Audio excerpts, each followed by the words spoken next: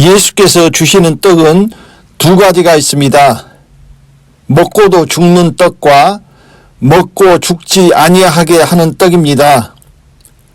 지금까지처럼 먹고도 죽는 떡은 이른 비의 떡이며 먹고 죽지 아니하게 하는 떡은 지금 내리고 있는 늦은 비의 생명의 떡입니다.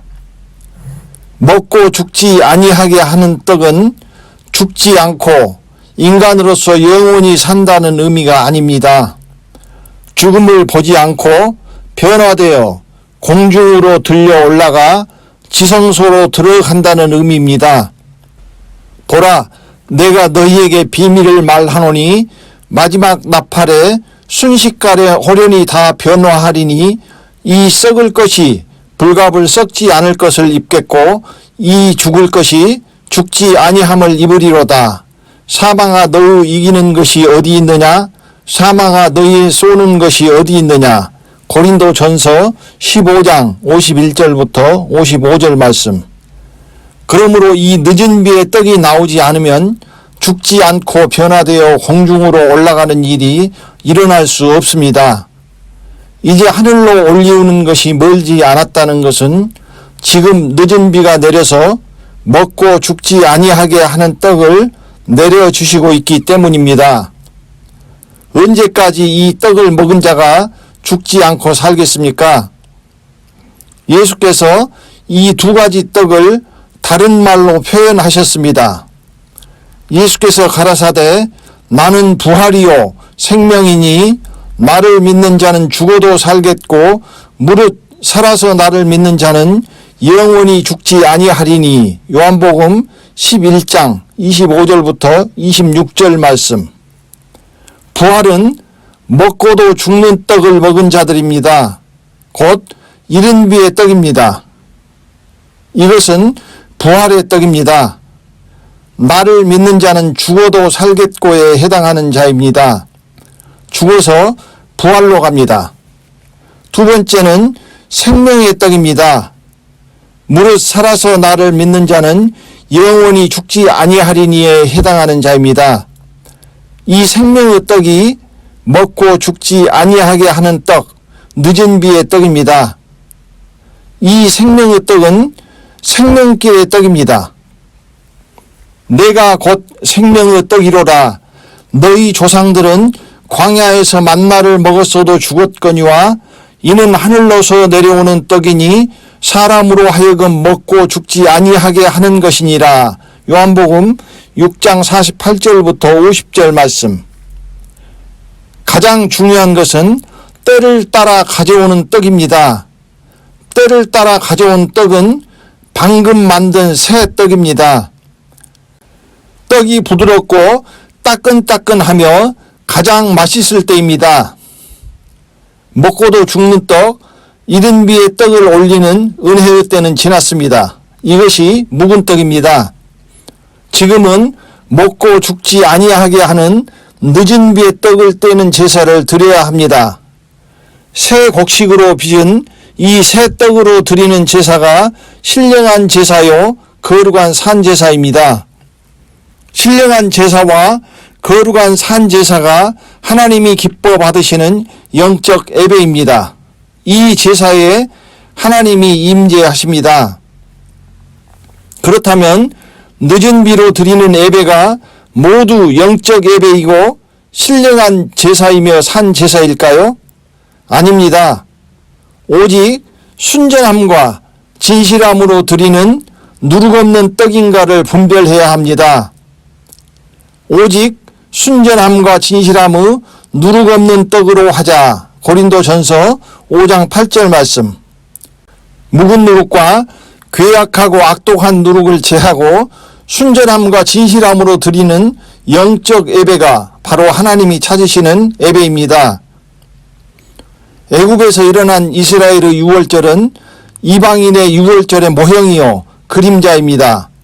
하나님은 이스라엘의 유월을 통하여 이방인에게 두 번의 유월이 있다고 말씀하셨습니다.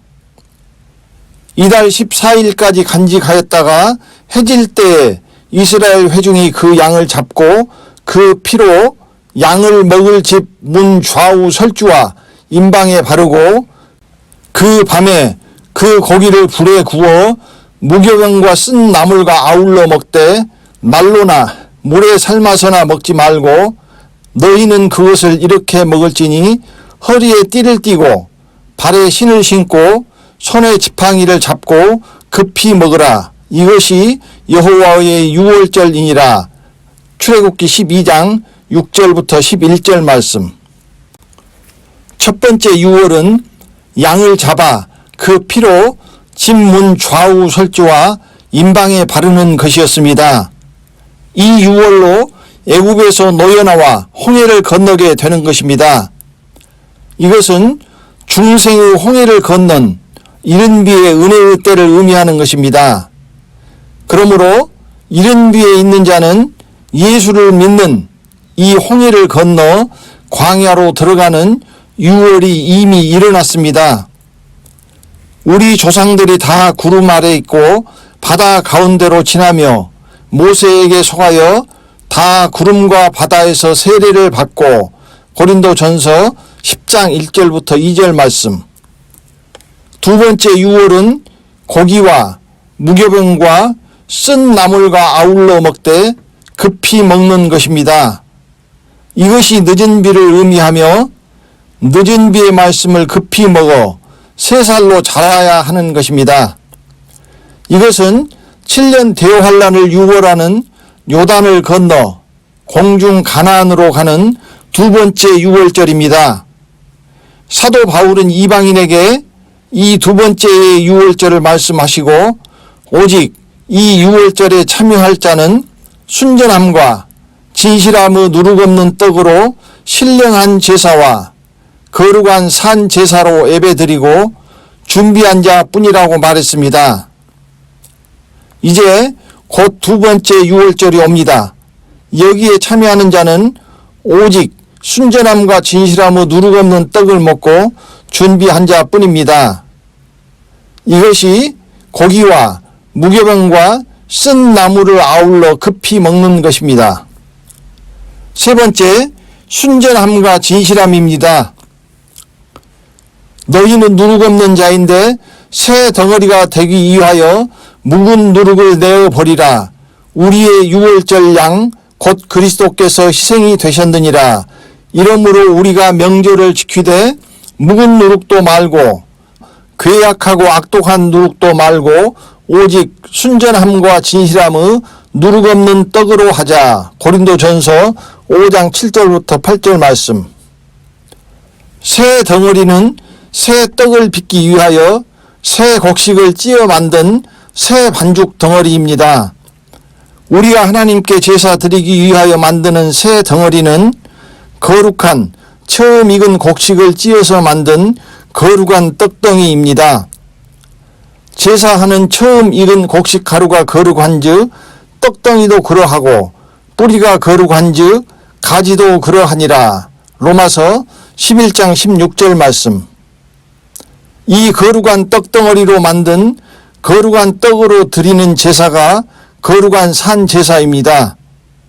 우리가 맺은 처음 익은 열매로 빠 가루를 내고 새 덩어리를 만들어 떡을 빚어 하나님께 예배로 올려드리면 하나님께서 기뻐 받으시는 거룩한 산 제사가 되는 것입니다. 이것이 아벨의 제사입니다. 새 곡식은 지금 새롭게 내리는 말씀, 늦은 비입니다. 너희는 오래 두었던 묵은 곡식을 먹다가 새 곡식을 인하여 묵은 곡식을 치우게 될 것이며 레위기 26장 10절 말씀. 제사 드리고 떼는 떡은 반드시 순전함과 진실함의 누룩없는 떡, 무교병이어야 합니다. 순전함과 진실함의 누룩없는 떡, 무교병을 빚기 위하여 새 곡식을 찧어 가루를 내어 새 반죽 덩어리를 만들기 전에 반드시 먼저 해야 할 일이 있습니다. 그것은 묵은 누룩을 내어 버려야 합니다. 이 말씀은 지금 우리에게 다 묵은 누룩이 있다는 말씀입니다. 이 묵은 누룩을 빨리 내어 버려야 합니다. 묵은 누룩이 거룩한 처음 익은 곡식 가루로 빻아 만든 새 덩어리에 들어가 유교병으로 부패해버리기 전에 버려야 합니다.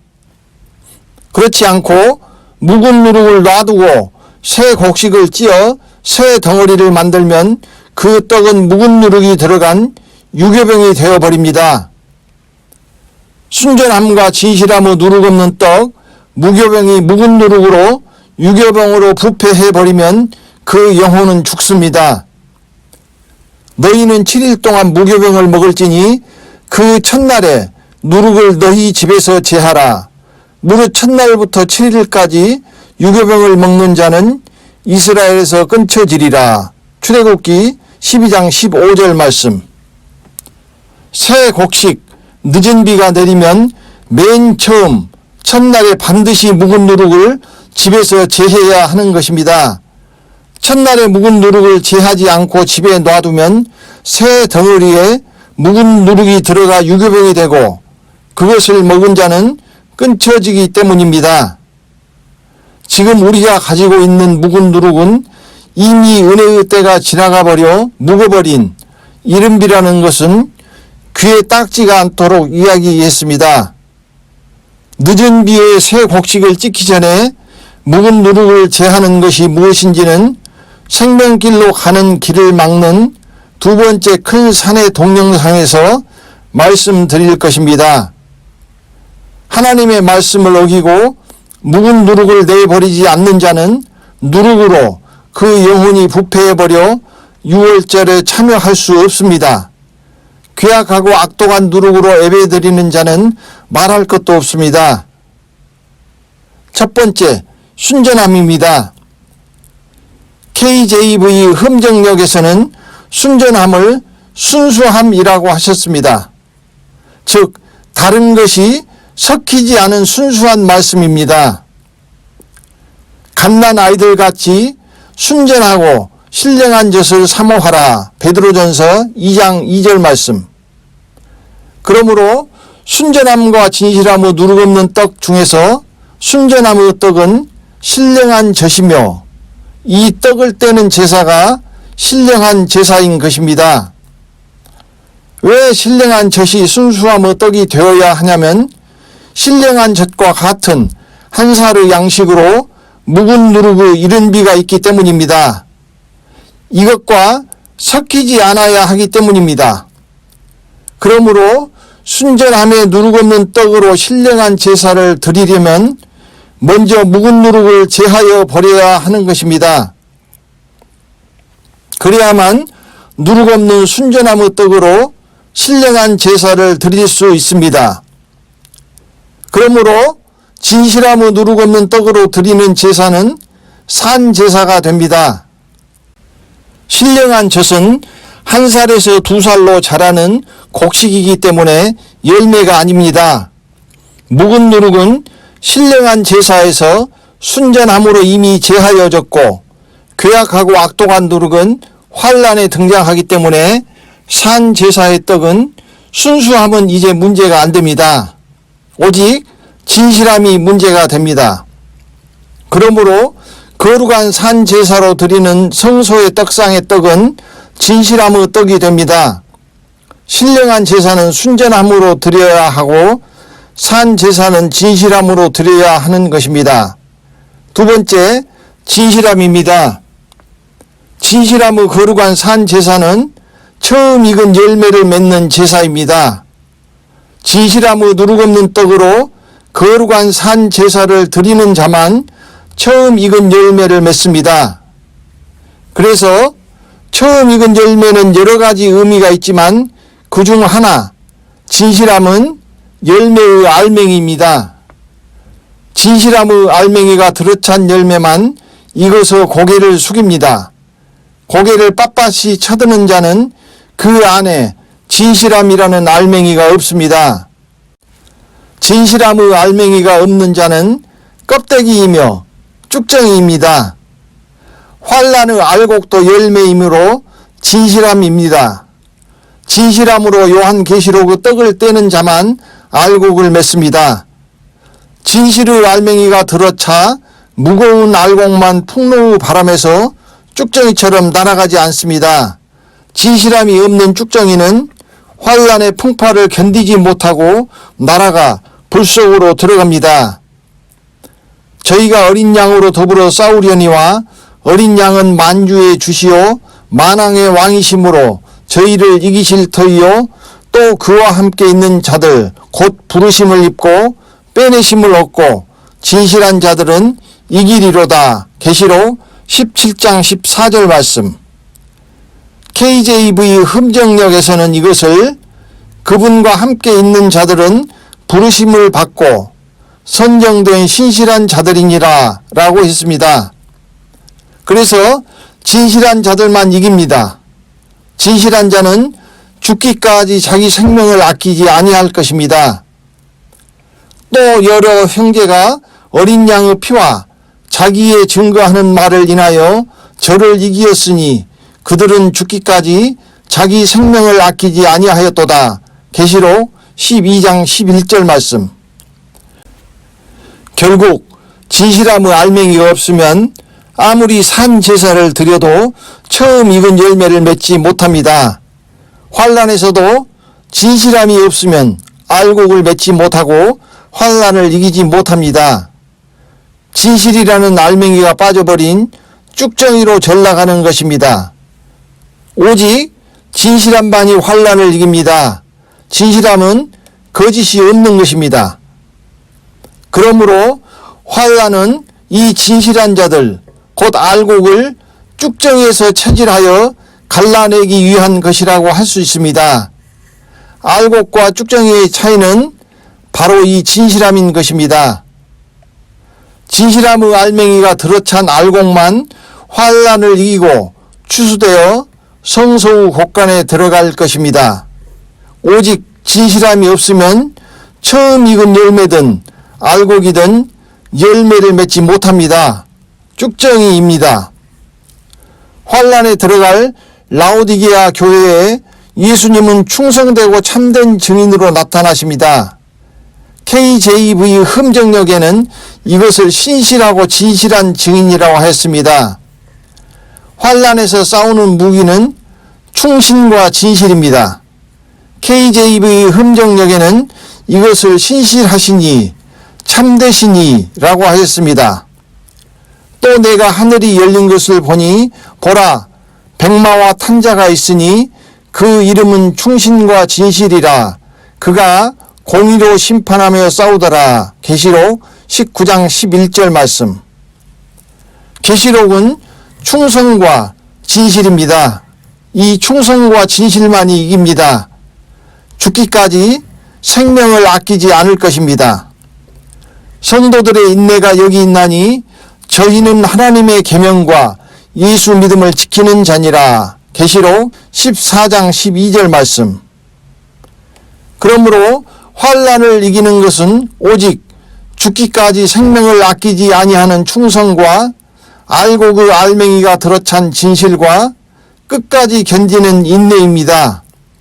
이 세 가지가 환란에서 그 영혼을 구원할 것입니다. 그리고 이들은 하나님의 양자로서 성소에 들어가는 것입니다. 뱀이 그 관계로 이와를 미혹해 한 것 같이 너희 마음이 그리스도를 향하는 진실함과 깨끗함에서 떠나 부패할까 두려워하노라. 고린도 후서 11장 3절 말씀. 네 번째, 신령과 진정입니다. 하나님은 영이시니 예배하는 자가 신령과 진정으로 예배할지니라. 요한복음 4장 24절 말씀. 아버지께 참으로 예배하는 자들은 신령과 진정으로 예배할 때가 오나니 곧 이때라. 아버지께서는 이렇게 자기에게 예배하는 자들을 찾으시느니라. 요한복음 4장 23절 말씀. 예수께서 오신 씨를 뿌리고 곡식이 자라는 이른 비의 때는 하나님이 찾으시는 신령과 진정으로 예배하는 때가 아닙니다. 믿음으로 말미암은 은혜로 구원받는, 즉 마당에서 어린 양의 번제를 드리는 것입니다. 신령과 진정으로 드리는 참 예배는 나중에 그 때가 온다고 말씀하셨습니다. 마당에서 드리는 어린 양의 번제는 주여 주여 하는 종의 영을 받은 자들이 드리는 제사입니다. 그러나 신령과 진정으로 드리는 예배를 찾으시는 분은 주가 아닙니다. 아버지입니다. 즉 아들이 될 자들이 드리는 예배가 신령과 진정으로 드리는 예배인 것입니다. 아버지께서 이 예배를 찾아가시는 것입니다. 그러므로 예수께서 말씀하신 신령과 진정으로 예배드리는 그때는 열매를 맺는 늦은 비의 때입니다. 곧 이때가 지금입니다. 예수께서는 예배를 신령과 진정으로 드리라고 하셨고 사도 바울은 그것을 순전함과 진실함이라고 표현하였습니다. 그러므로 예배는 신령과 진정, 순전함과 진실함으로 드리는 것이며 하나님께서 이렇게 예배 드리는 자를 찾으시는 것입니다. 신령과 진정으로 예배 드리는 자를 참으로 예배하는 자라고 하셨습니다. 뒤집어 말하면 신령과 진정으로 예배 드리지 않는 예배는 참 예배가 아니며 하나님은 그 예배를 떠나시고 참 예배를 찾으시는 것입니다. 하나님이 찾으신다는 의미는 신령과 진정으로 참으로 예배 드리는 자는 참으로 희귀하고 적으며 참이 아닌 예배, 하나님이 받으시지 않는 예배, 하나님이 떠나신 예배를 드리고 있다는 것입니다. 이것이 라오디게아 교회의 예배입니다. 라오디게아 교회가 드리는 예배는 육적인 제사이므로 영적 예배가 아닙니다. 그러므로 참으로 드리는 예배가 아니며 영이신 하나님이 참으로 영적 예배를 드리는 자를 찾아서 떠나신 교회인 것입니다.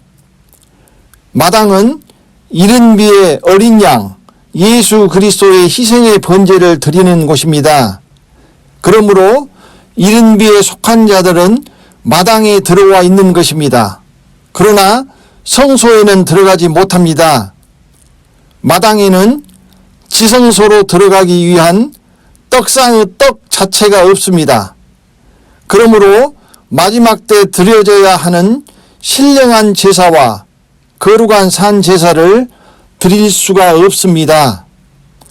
거룩한 산 제사는 성소의 떡상의 떡, 산떡, 생명의 떡, 늦은 비가 있는 교회만 드릴 수 있습니다.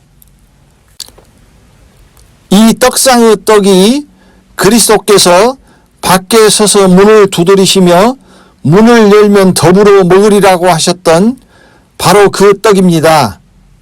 늦은 비에 떡을 떼며 그로 더불어 먹고 나로 더불어 먹으며 하나님의 형상으로 그리스도의 신부로 자라가고 단장해 가는 것입니다. 신령과 진정을 KJV 흠정역에서는 영과 진리라고 하였습니다. 신령, 영으로 드리는 예배는 영적인 예배로 신령한 제사를 의미합니다. 진정, 진리로 드리는 예배는 눈을 뜨는 것이며 진리로 죄의 종에서 자유한 자유자로 드리는 예배이며 진리를 의미하는 성소에 들어가 떡상의 떡을 떼는 제사입니다. 즉 진정, 진리로 드리는 예배는 산 제사를 의미하는 것입니다. 이 진리로 자유한 자에 대해서는 다시 말씀드리도록 하겠습니다. 하나님이 찾으시는 신령과 진정으로 참으로 드리는 예배는 결국 신령한 제사와 거룩한 산 제사를 말씀하시는 것입니다. 이들이 신령한 제사로 성장하여 눈을 뜨고 진리의 성소로 들어가 떡상에 진리의 말씀으로 나아 지성소 곧 생명으로 들어갈 자들이기 때문입니다. 결국 은혜의 때가 끝나면 하나님이 찾으시는 예배는 생명길을 가는 늦은 비의 예배인 것입니다. 날마다 마음을 같이하여 성전에 모이기를 힘쓰고 집에서 떡을 떼며 기쁨과 순전한 마음으로 음식을 먹고 사도행전 2장 46절 말씀 이스라엘이 예수를 십자가에 못 박은 이유를 예수님이 십자가 상에서 돌아가시면서 직접 말씀하셨습니다. 이에 예수께서 가라사대 아버지여 저희를 사하여 주옵소서 자기의 하는 것을 알지 못함이니이다. 누가복음 23장 24절 말씀. 저희가 이런 일을 할 것은 아버지와 나를 알지 못함이라. 요한복음 16장 3절 말씀. 알지 못했기 때문입니다. 알지 못한 이유는 보지 못하기 때문이며 나면서부터 소경이기 때문입니다. 귀가 막혀 듣지 못하고 결국은 소경이라 보지 못하기 때문에 알지 못하고 죽인 것입니다. 이제 다시 오시는 그리스도도 마찬가지입니다. 들을 귀가 있어야 문을 열고 더불어 먹으면서 눈을 떠갑니다. 눈을 떠야만 보고 알게 되고 알면 생명길을 끝까지 갑니다. 그래서 믿음에서 알므로 길에서 진리로 빨리 들어가야 합니다. 믿음에 있어서 들을 귀가 없고 볼 눈이 없는 자들은 이스라엘처럼 그리스도를 다시 버립니다.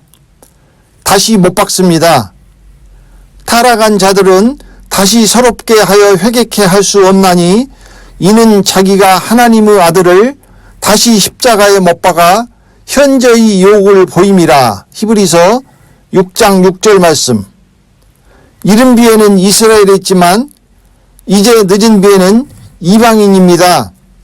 늦은 비로 눈이 밝아지거나 환란에서는 계시록의 안약을 발라 눈을 보게 된 자, 즉 보게 되어 알게 된 자 외에는 그렇게 될 것입니다. 보라, 아버지께서 어떠한 사랑을 우리에게 주사 하나님의 자녀라 일컬음을 얻게 하셨는고 우리가 그러하도다. 그러므로 세상이 우리를 알지 못함은 그를 알지 못함이니라. 요한일서 3장 1절 말씀. 왜 저 같은 이름 없고 보잘것없는 자에게 이 귀한 말씀을 맡겨주셨을까요? 대통령이나 권세 있는 자, 큰 교회나 유명한 목사 등을 통하여 이 말씀을 전하시면 많은 사람에게 순식간에 전파할 수 있을 텐데 왜 이렇게 하셨을까요? 그러나 그것은 말씀을 영접하는 것이 아닙니다. 지위와 권세를 영접하는 것입니다. 육적인 사람은 겉을 봅니다. 그러나 영적인 사람은 영인 말씀만을 봅니다. 이것이 진실함으로 말씀을 영접하는 것입니다. 이스라엘이 예수님을 거부한 이유도 똑같습니다. 그들은 육의 눈을 떴지만 영은 소경이었습니다. 그래서 오직 깡촌 나사렛의 거지 같은 떠돌이 예수의 겉만을 보는 것입니다. 그들은 말씀을 보지 않습니다. 나다나엘이 가로되 나사렛에서 무슨 선한 것이 날 수 있느냐? 빌립이 가로되 와 보라 하니라. 요한복음 1장 46절 말씀. 나다나엘은 예수께 나와 예수님의 제자가 되지만 나사렛에서 무슨 선한 것이 날 수 있느냐 하는 것이 대부분 이스라엘인들이 육적인 눈으로 예수님을 바라보고 깔보는 솔직한 속마음인 것입니다. 오직 말씀을 보십시오. 결국 보잘것없는 자를 통하여 영적인 것과 육적인 것을 구별하시는 것입니다.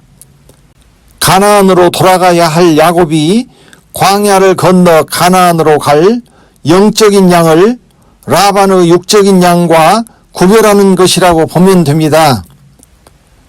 영인 말씀을 보지 않고 겉을 보는 육적인 자는 광야를 건너 가나안으로 가면 끊임없이 원망과 불평, 불만을 쏟아내어 하나님을 격동하고 이스라엘 민족이 광야에 다 엎드러지게 만드는 자들이 됩니다.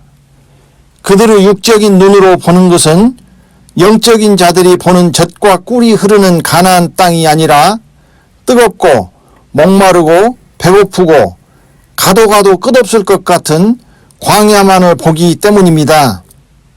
그들을 1차로 야곱이 한 것처럼 갈라내시는 것입니다. 하나님께 진실함이 있는 자들은 외모를 보지 않고 오직 말씀만을 볼 것입니다. 형제들아, 너희를 부르심을 보라. 육체를 따라 지 있는 자가 많지 아니하며 능한 자가 많지 아니하며 몸볼 좋은 자가 많지 아니하도다. 그러나 하나님께서 세상의 미련한 것들을 택하사 지혜 있는 자들을 부끄럽게 하려 하시고 세상의 약한 것들을 택하사 강한 것들을 부끄럽게 하려 하시며 하나님께서 세상의 천한 것들과 멸시받는 것들과 없는 것들을 택하사 있는 것들을 폐하려 하시나니 이는 아무 육체라도 하나님 앞에서 자랑하지 못하게 하려 하심이라. 고린도전서 1장 26절부터 29절 말씀.